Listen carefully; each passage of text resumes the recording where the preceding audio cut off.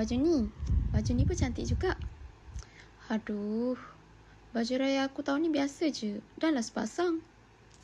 Ya, kenapa termenung ni? Nak raya kan? Mestilah kena gembira.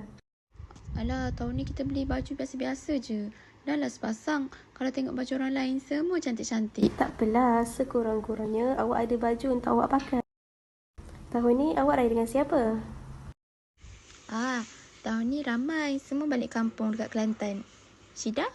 Wah, mesti seronok kan ramai. Kalau saya seorang je. Mak ayah saya tak ada dekat sini. Alah, sedihnya. Tapi betul juga bila fikir-fikir balik dengan cerita Syida sekali, rasa macam dah banyak yang kena bersyukur.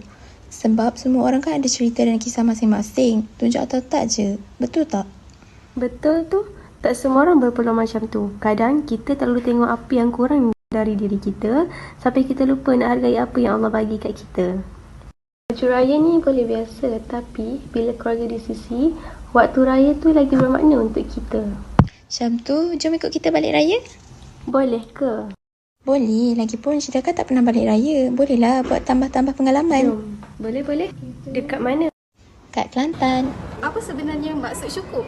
Syukur bukan bermaksud hidup kita sempurna. Syukur juga bukan bermaksud kita tak boleh rasa kurang, kita tak boleh rasa sedih, atau kita tak boleh bandingkan diri kita dengan seseorang yang lain. Sebab hakikatnya itu memang fitrah manusia sendiri. Tapi syukur ialah apabila kita sedar bahawa apa yang kita ada pada hari ini adalah nikmat datangnya daripada Allah Subhanahu Wa Taala.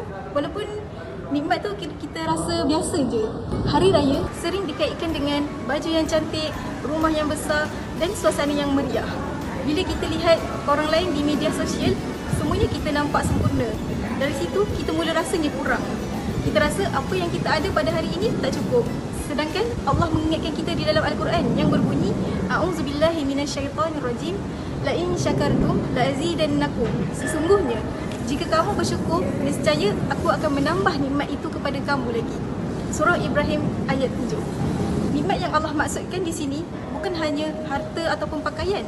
Nikmat itu dia luas, termasuklah dari segi kesihatan kita, masa kita, dan yang paling besar adalah orang-orang yang tersayang yang masih Allah pinjamkan kepada kita. Hikmah bersyukur ialah hati kita akan menjadi tenang dan kita tidak lagi sibuk membandingkan hidup kita dengan kehidupan orang yang lain. Kita belajar rasa cukup walaupun hidup sederhana. Kerana bila kita bersyukur, kita akan sedar bahawa nikmat yang kita pandang biasa hari ini mungkin adalah nikmat yang orang lain doakan setiap malam. Maka jangan pandang rendah nikmat yang Allah beri.